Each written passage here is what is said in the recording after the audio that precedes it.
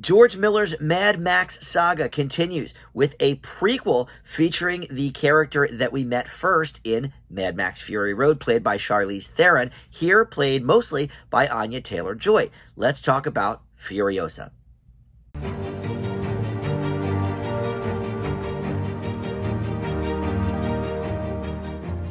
Hey guys, Dan here. This is Dan Reviews It. Welcome to my spoiler-free review for the new film Furiosa, a Mad Max Saga. George Miller is back once again in the director's chair for this one, and we focus mainly on Furiosa, who we met a few years ago in Fury Road. And before we launch into the specifics of this movie and my thoughts on it, let me welcome you into Dan Reviews It.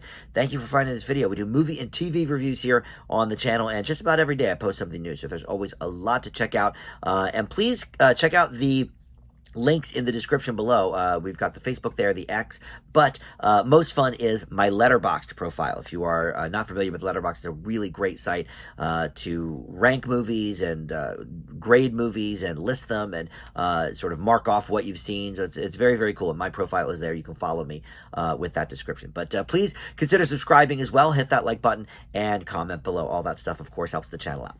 All right, so Furiosa, a Mad Max Saga. Look, I was fairly new to the Mad Max universe a few years ago.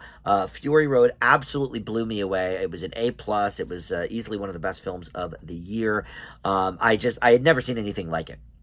And this, kind of moves in that tradition, but there's a lot of differences with these two films. So mainly, we focus, like I said, on Furiosa, but there's a few other characters here that we get to know. So we start off with young Furiosa falling into the hands of a great biker horde led by Dementus, who is a warlord, and that's played by Chris Hemsworth here. So they end up sweeping through the wasteland, coming across the Citadel, and Furiosa eventually soon finds herself in a battle to make her way back home. And much like the other Mad Max films, a lot of this takes place in the desert area. But we have Anya Taylor-Joy here taking over from Charlize Theron, because, of course, this is a prequel. So we're just getting to know Furiosa as a young girl. And the young version of Furiosa is played by Anya Brown, who I was not familiar with, but maybe an up-and-coming Australian actress, I don't know. But Anya Taylor-Joy, of course, we're very, very familiar with her. Tom Burke appears in this as well pretty prominently, and you might know him from that terrible movie Mank, which he played Orson Welles. But yeah, George Miller, back again. He co-writes this with Nico Lathoris, but he directed it, much like he has done in the past. And this is actually told in 5 different chapters. Each chapter is noted on screen, what like the name of it is and everything. And so we start off with the Pole of Inaccessibility, and the Lessons from the Wasteland, the Stowaway, Homeward, and Beyond Vengeance are the 5 chapters. So each one, takes up about the same amount of time. It's a 2.5-hour movie. So each one is in that like 25 to 30 minute range. But one of my problems with this movie is actually, I think we spend a little too much time with the young Furiosa before she becomes Anya Taylor-Joy's version, because it's almost exactly an hour. Like I said, each part is about a half hour. So the 2 chapters, are complete before we even meet the Anya Taylor-Joy version of the character. And I think personally, that's a little too long. Not that there was anything necessarily wrong with the earlier moments and the earlier scenes, but it's a lot of buildup. And yes, there's some cool action sequences in those first 2 chapters as well. And I can't say that I ever thought the movie was slow, but I think we could have gotten to the Anya Taylor-Joy version of Furiosa a little bit quicker, because, she is the marquee name in this movie. She's all over the posters. She is theoretically this movie, and the fact that we don't meet her until about an hour in, and we're getting to know the younger Furiosa, and then the backstory of these other creatures, and the I don't know, the hierarchy of everybody and whatever. It's fine, but I think we could have told that a little bit quicker. That's one of my flaws with the movie. The other one is the CGI. One of the things that impressed me by far the most in Fury Road is, yes, there was maybe a little bit of CGI there, but for the most part, it was a very, very practical film.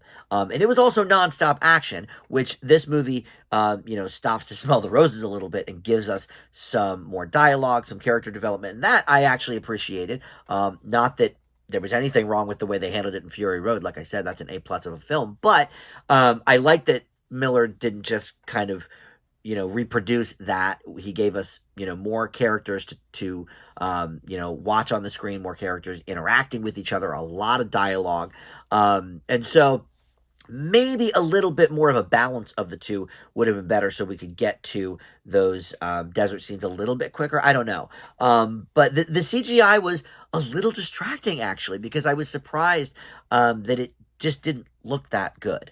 And some of it is certainly practical here too. There's not a complete reliance on CGI, but I was definitely shocked at how much was clear coming off of the screen that this is a computer animated portion or whatever. Whereas I didn't feel that way at all, ever, in the Fury Road movie. I felt like whatever CGI they used, it was a lot more seamless. And I guess there were some rumblings on the internet about the trailer in that regard too. I don't watch trailers, so I still haven't seen what portions of the movie they put in the trailer and how it looked. But I guess there was, a little bit of a murmur about, oh, this CGI and this doesn't look great, whatever. And I had heard that, but again, I didn't watch the trailer, so I didn't know. And then I went and saw it, I said, oh yeah, I can definitely tell, that there's an overuse or an over-reliance on the CGI in this version. So those are really my two negatives, is that I think we could have gotten to the Anya Taylor-Joy version of Furiosa a bit quicker, and that, maybe the CGI was a little too heavy in this particular installment. But everything else works like gangbusters. I really liked all of the dialogue and the getting to know the different characters and stuff. I will admit there's actually so many characters in this, a second watch might not be out of the question, because it was a little confusing keeping everything straight, really, which is fine, in a movie like this where you've got so much going on. Sometimes that's to be expected, so I'm not going to fault it for that. And this was a bit jokey, too. There was definitely some, bits in this movie, and I don't remember Fury Road having a lot of laughs, but again, not a lot of dialogue in general. So, maybe that was part of it. I don't know how the earlier Mad Max movies do it, like the Mel Gibson ones. Again, I have not seen them, so I don't know if that style is more in line with the lore of Mad Max. But yeah, I mean, I thought the dialogue was pretty crackling and everything. So overall, look, this is definitely a good movie, but it is not a great movie as Fury Road was, and that's a little bit disappointing, I would say. But I will say, I do think that the set designs are great, the costumes are great. I think this will be fighting with Dune Part 2 in a lot of the technical categories at the Oscars this year for sure, because I think a lot of the strengths of both movies are in those more technical categories. But I leave Furiosa, a Mad Max Saga, with a B+. I should point out as well, Chris Hemsworth was great in this, by the way. We don't usually see him as a villain. He was fantastic. Definitely one of the reasons that this is a successful film. All right, well, thank you for watching Dan Reviews It. I'll see you next time. Bye.